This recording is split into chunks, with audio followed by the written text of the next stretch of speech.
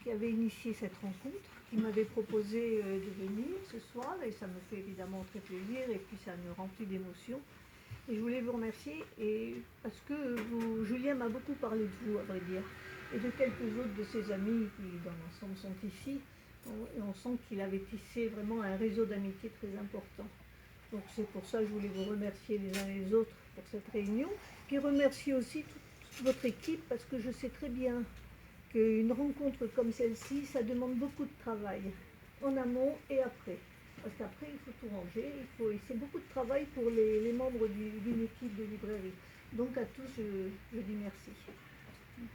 Voilà. Et alors, c'est vrai que ce soir, c'est une rencontre quand même très particulière.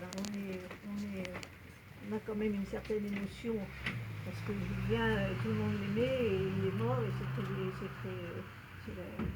pour moi, en tout cas, c'est la première fois que je fais une rencontre sans lui. J'ai le souvenir de sa voix profonde, qui, c'est vrai, il lisait d'une manière particulière, qui portait ses textes. Alors ça sera aussi quand même un réconfort d'entendre, non pas Julien, mais d'entendre Cécile et puis Patrick, qui vont faire cette lecture en duo. Donc ça, c'est un réconfort. Moi, j'ai une tristesse aussi parce qu'il n'est pas là, bien sûr. Ça, c'est très triste. Et puis, j'ai eu une espèce de tristesse qui me revient sans cesse en tête quand j'ai reçu les cartons de livres venus tout droit de l'imprimerie. Et quand j'ai sorti le premier livre, ça m'a fait quelque chose parce que je me suis dit, il ne va pas le voir, il ne va pas l'ouvrir, il ne va pas l'avoir dans les mains, il ne va pas le sentir, il ne va pas le relire. Et ça, ça, quand même, pour un auteur, on sait très bien que c'est un moment extrêmement précieux. Et j'arrive pas à me m'ôter ça de la tête. Donc ça me... Voilà.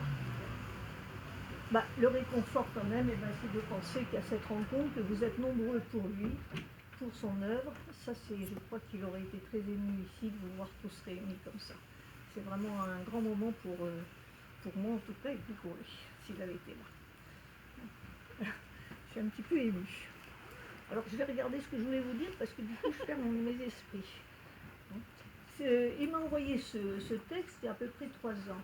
Et quand j'ai reçu ce texte, j'étais très heureuse d'avoir un nouveau texte de lui parce que j'avais déjà publié un tout petit texte une merveille qui m'avait vraiment déjà ébloui, qui s'appelle De la poussière sur vos cils.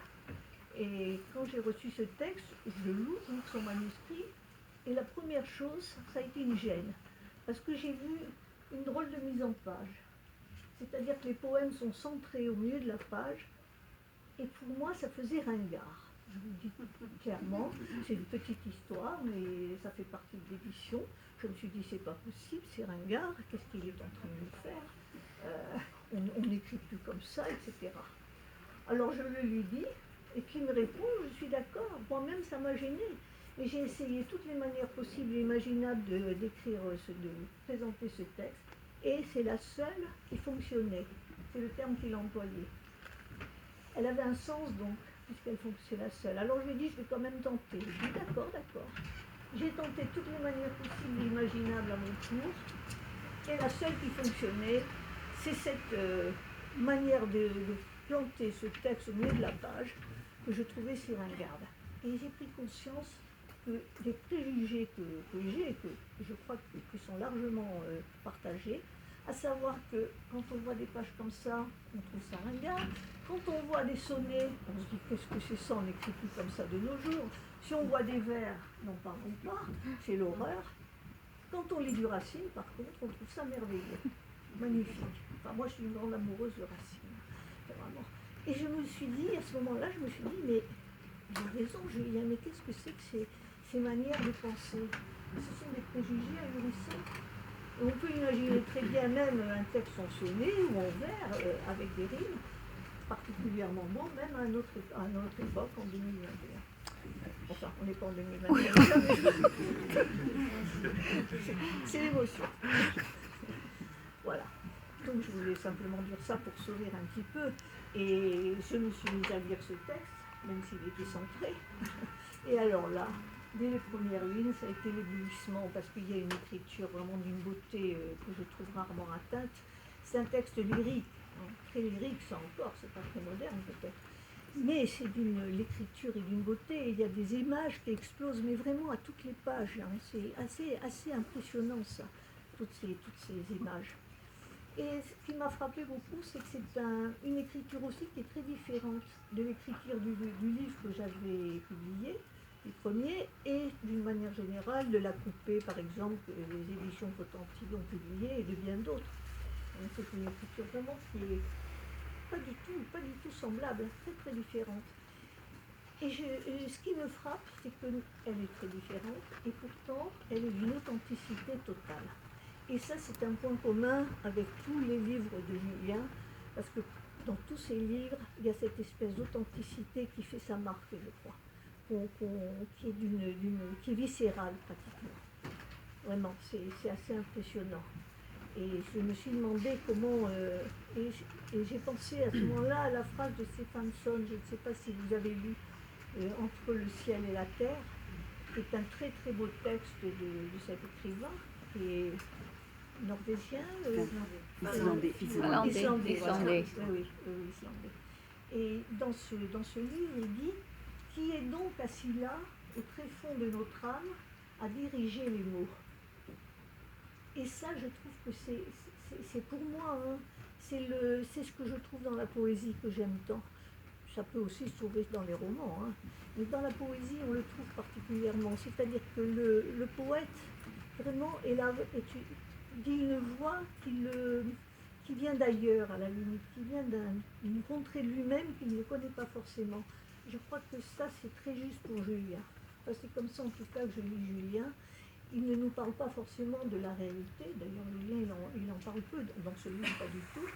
Mais il nous parle de lui en même temps, même si ce n'est pas lui. C'est décentré. Voilà, c'est cet autre en lui, et que nous avons tous, je crois, qui est là et qui lui dicte d'une certaine manière son écriture. Et je crois que c'est une des raisons pour lesquelles l'écriture est différente chez lui de livre en livre. Et qu'elle a cette profonde authenticité qui me paraît particulièrement forte chez lui. C'est quelque chose que je recherche, hein, pour La tête à l'envers. Ça, c'est quelque chose à quoi je tiens beaucoup. C'est-à-dire que je suis très attachée à l'écriture, quelle qu'elle soit. Mais à partir du moment où cette écriture, je sens qu'elle est la pulsation intime de l'auteur. Et à ce moment-là, je suis prise par le texte. Ce qui ne veut pas dire qu'il n'y ait pas d'unité dans les éditions. Je crois qu'il y a comment les libraires appellent ça déjà? Comment vous appelez ça? Attendez, je l'ai écrit parce que... Excusez-moi, j'étais absente. Ah ben voilà, je parle et vous m'écoutez pas. Bon. Non, c'est pas ça, l'unité... Non, je plaisante, je plaisante. Comment on appelle ça? Vous savez bien quand la ligne éditoriale. Ah oui. Moi, les grands mots, je ne les connais pas bien. Bon. Mais il y a donc dans mes éditions, il y a une multiplicité d'écritures. L'écriture de Claudine Bowie est très différente de celle de Jacques Robinet, de Sabine Péguillon, de Cécile Manet, etc. Vraiment, ce sont des écritures très différentes. Mais il y a une unité, je crois, très forte dans, ça y est, j'ai de nouveau oublié le nom. La ligne éditoriale. Merci. Qui est que ce que j'aime, ce sont justement des livres qui sont très proches du ressenti de l'auteur, de ce qu'il a à dire, qui lui est dicté, pas forcément par la réalité, et qui représente une tension en lui, une tension qui vient rebondir sur une tension intime, hein, qui souvent est ranimée par une tension dans la réalité. Mais le vrai sujet, c'est la tension intime. La tension. Attention. Voilà. Donc ce texte de Julien, je trouve, correspond particulièrement à ce que je recherche pour mes éditions. Voilà. Édith de l'Aéronnière, qui n'a pas pu être là, elle devait venir présenter Julien, elle est malade, elle est au fond de son lit, donc elle ne peut pas le présenter.